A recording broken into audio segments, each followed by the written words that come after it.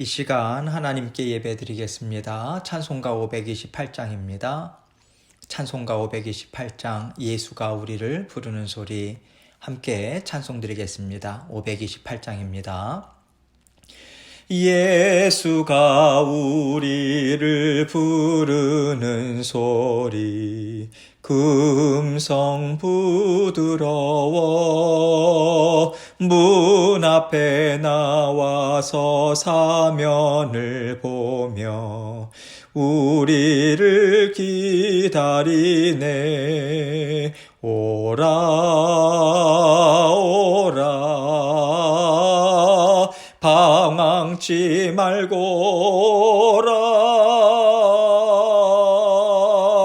죄 있는 자들아 이리로 오라.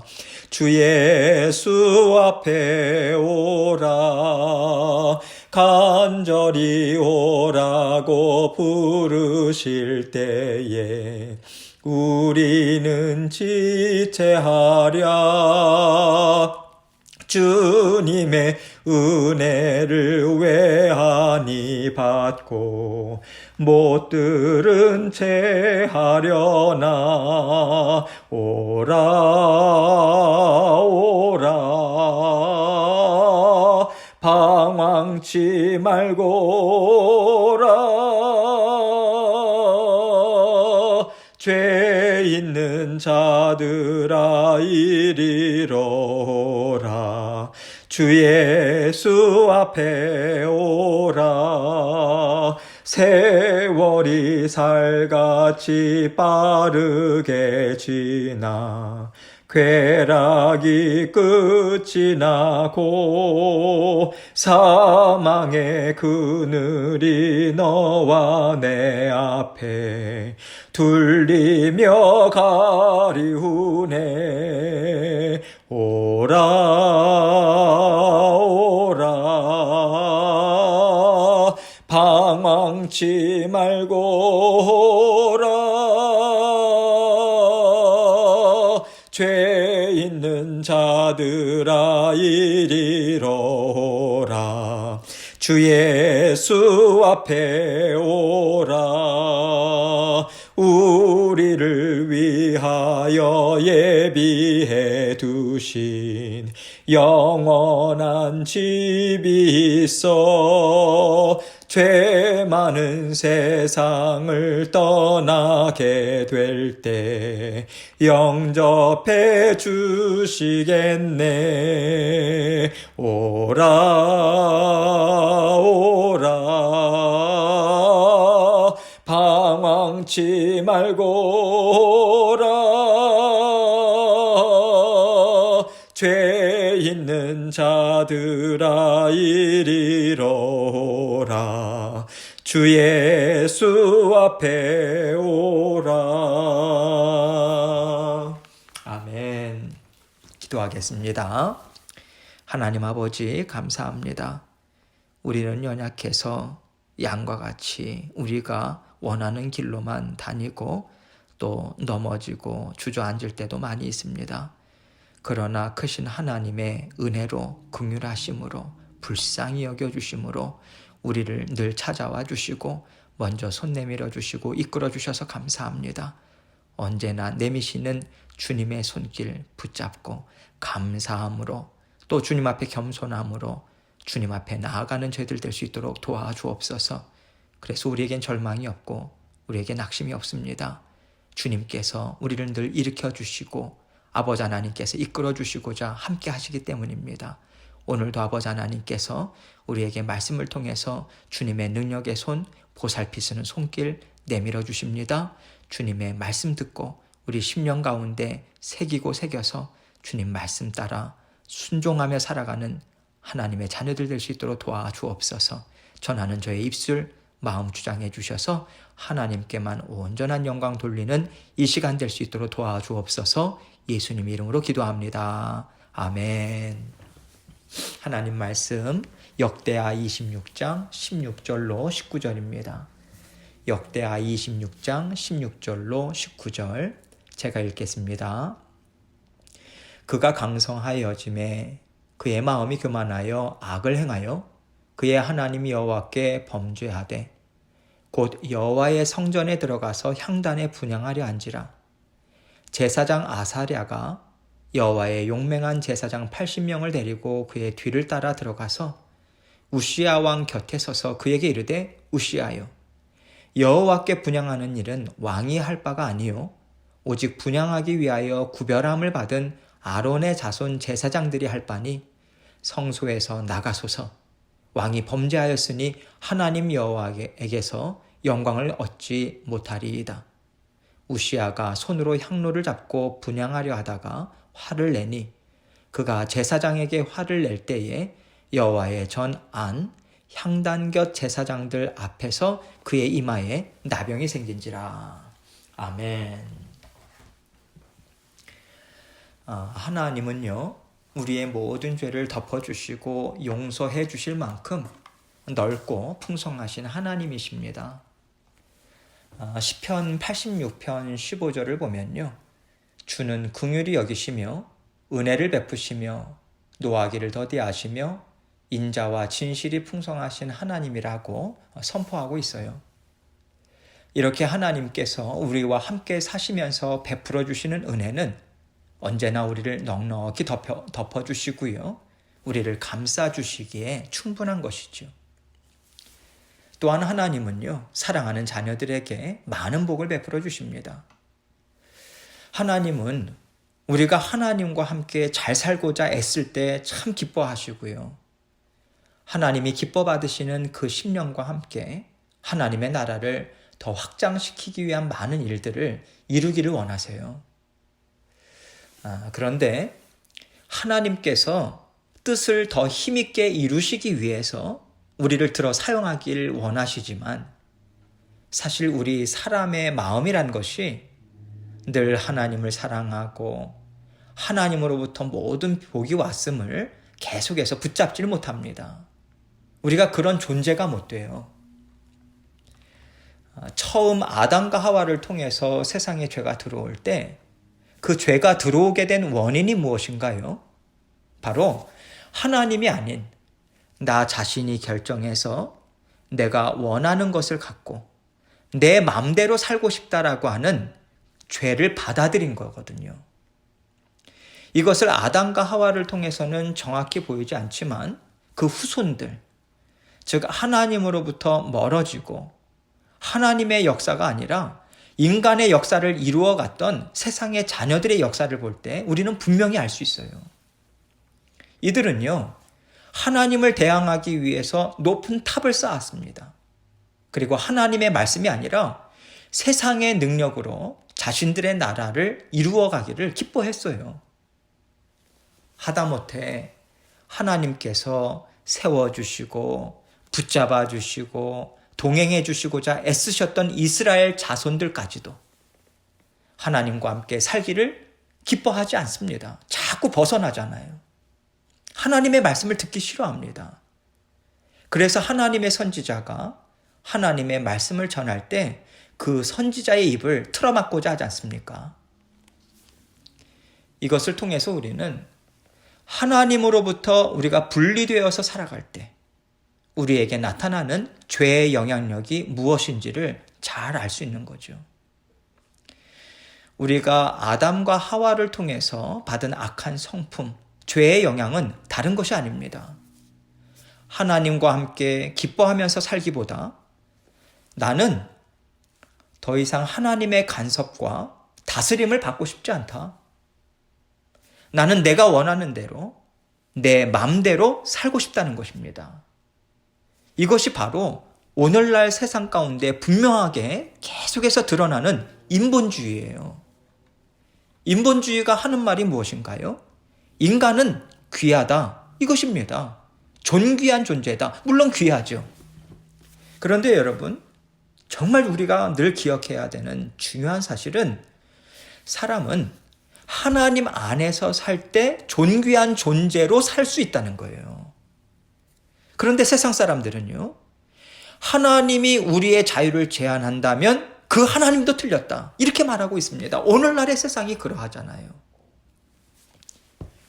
죄가 세상에 들어온 이후로 지금까지 세상 사람들은 하나님도 나를 가로막을 수 없다. 심판의 날 같은 거 난 믿지 않는다. 내가 왜 심판을 받을 필요가 있는가? 나는 심판받을 필요가 없는 사람이다. 아주 교만한 마음으로 세상의 역사를 이루어 왔어요. 그렇기 때문에 죄 많은 이 세상에서 살아가는 하나님의 자녀들 또한 이 죄의 영향을 우리가 받습니다. 그래서 넘어질 때가 참 많이 있어요. 그래서 우리가 하나님의 은혜 가운데 잘 살아가다가도 어긋났다 하면 반드시 나타나는 현상이 있습니다. 그것이 무엇이냐면 먼저 하나님의 말씀을 듣기 싫어해요. 하나님의 말씀을 들어도 전혀 은혜가 안 됩니다. 그리고 하나님이 금하셨던 것들에 대해서 하나하나 다시 손을 대기 시작해요. 왜 그렇습니까? 하나님의 권위를 인정하기 싫어하기 때문입니다. 이것이 바로 오늘날 하나님이 만드신 모든 질서가 무너지는 가장 근본적인 이유가 아니겠습니까? 우리는 이러한 모습을 오늘 본문에 나오는 우시아 왕을 통해서 분명하게 볼 수 있어요. 16절 말씀을 봅니다. 그가 강성하여 짐에 그의 마음이 교만하여 악을 행하여 그의 하나님 여호와께 범죄하되 곧 여호와의 성전에 들어가서 향단에 분향하려 한지라. 첫 번째로 나오는 말씀이 그가 강성하여 짐에란 말입니다.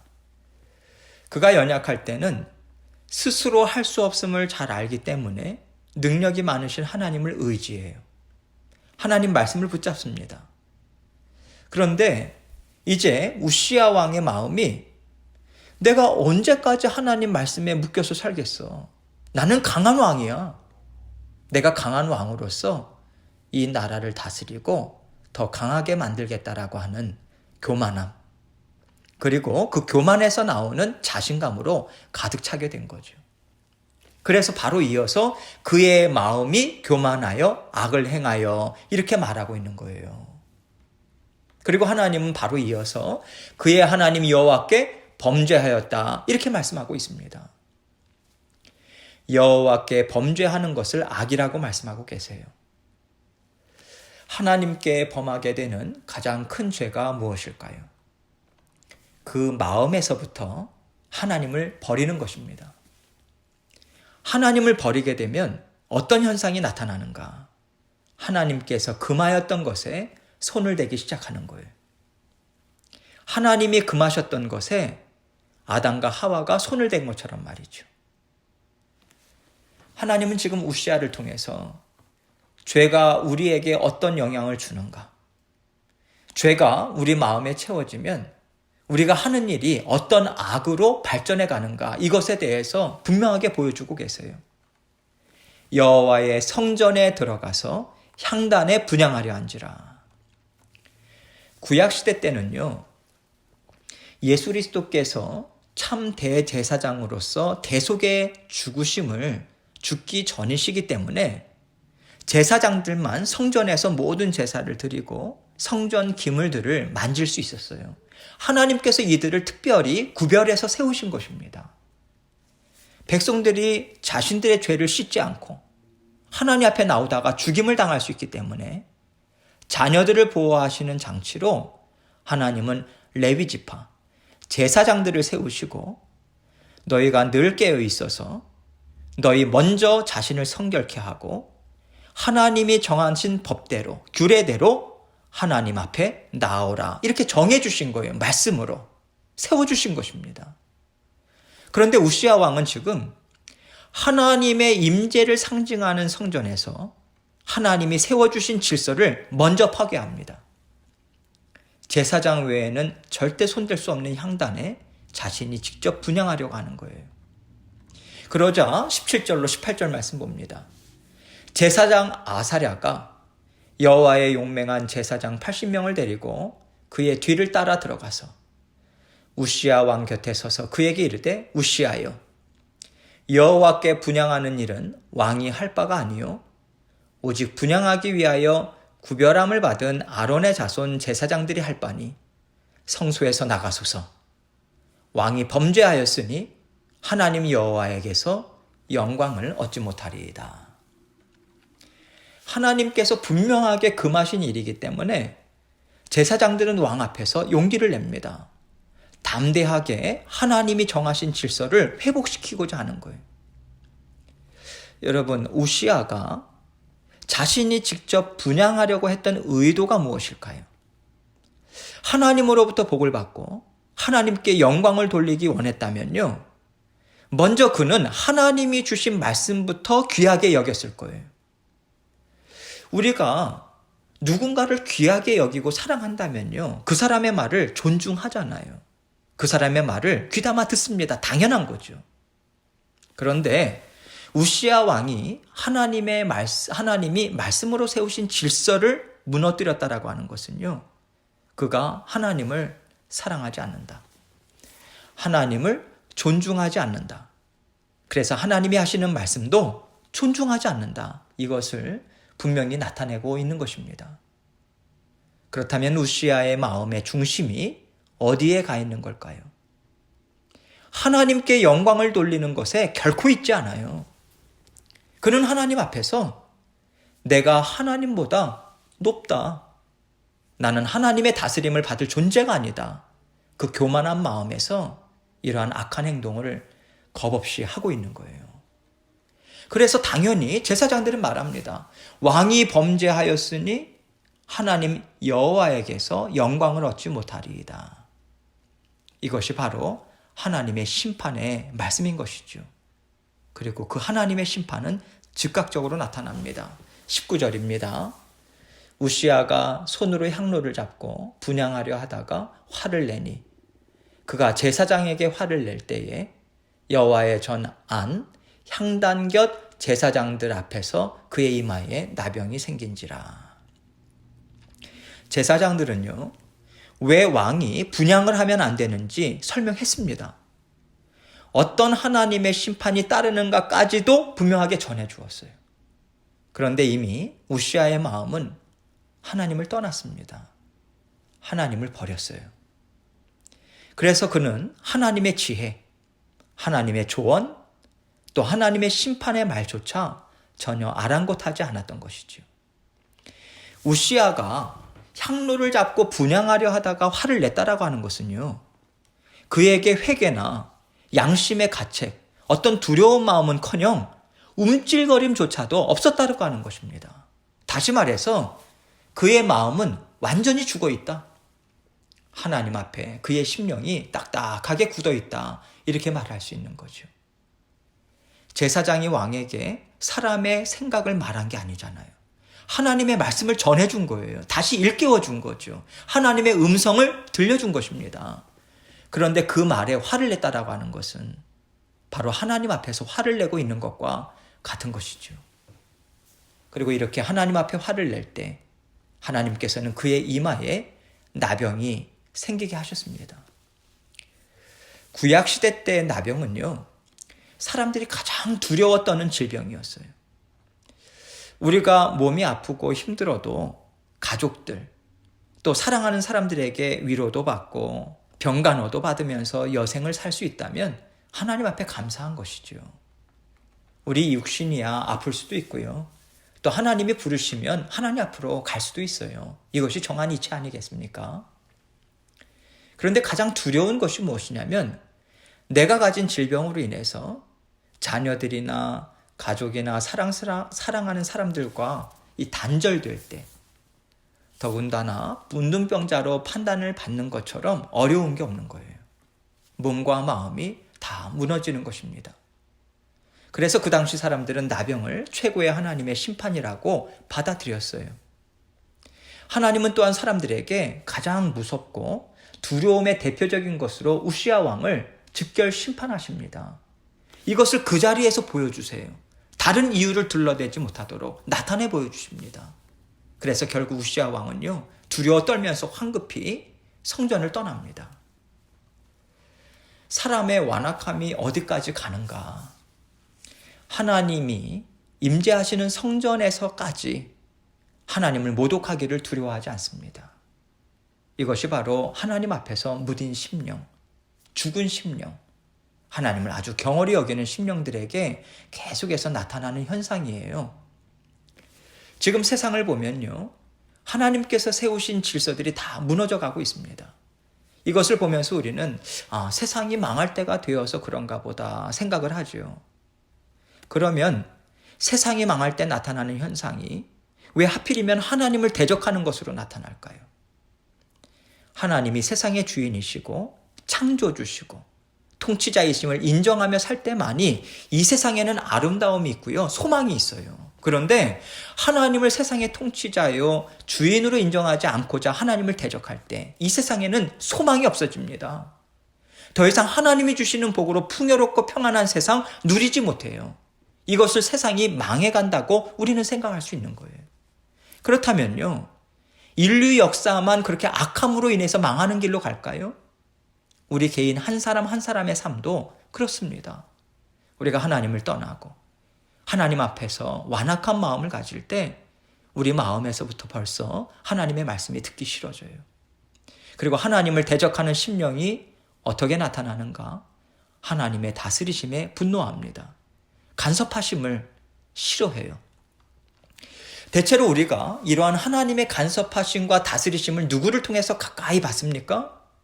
바로 우리를 사랑하는 가족들, 함께하는 하나님의 자녀들이죠.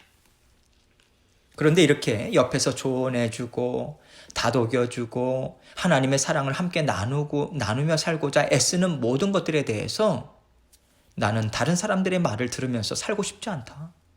내가 원하고 내가 세운 뜻을 이루는 것이 가장 나에게 보람있고 유익하다. 그렇게 생각하면서 산다면 함께하는 사람들, 그들과 삶을 계속해서 함께 누리질 못해요. 이것이 바로 하나님의 말씀을 떠났을 때 우리 개개인이 받게 되는 어려움인 것입니다. 이것이 바로 망하는 길로 가는 것 아니겠습니까? 망한다라고 하는 게 뭐겠어요? 비즈니스가 문을 닫고 집이 차압당하고, 여러분 이런 게 아니잖아요. 인생이 망한다라고 하는 것은요, 하나님을 떠나서 세상 길로 들어섰다. 하나님의 임재하심과 긍휼하심을 내가 받지 않고 살아가고 있다. 이것입니다. 여러분, 하나님께서 언제나 우리와 함께하고 계세요. 우리는 떠날지라도 하나님은 떠나지 않으십니다. 그럼에도 불구하고 왜 우리가 하나님의 은혜를 누리지 못하는가? 내가 하나님을 버렸으니까요. 내가 하나님의 은혜를 계속 버리니까요. 그러나 하나님 우리를 끝까지 사랑하십니다. 하나님의 그 사랑하심이 언제나 있음을 우리가 기억하고요.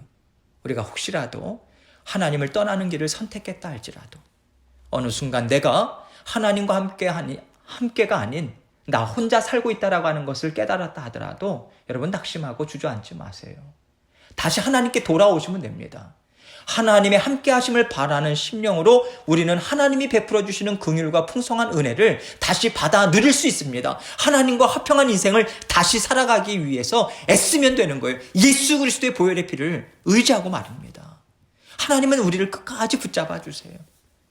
언제나 하나님이 말씀을 통해서 성령의 깨닫게 해주심을 통해서 내미시는 손 끝까지 붙잡으시고 굳건히 붙잡으시고 오늘도 주님과 함께 힘있게 또 주님 앞에서 복된 인생 살아가시는 저와 여러분이 되시길 주님의 이름으로 축원합니다. 계속해서 기도합니다. 말씀 기억하고 하나님과 함께 힘있게 살아가기 원합니다. 그렇게 주님 앞에 기도하며 나아가도록 하겠습니다. 기도하시겠습니다.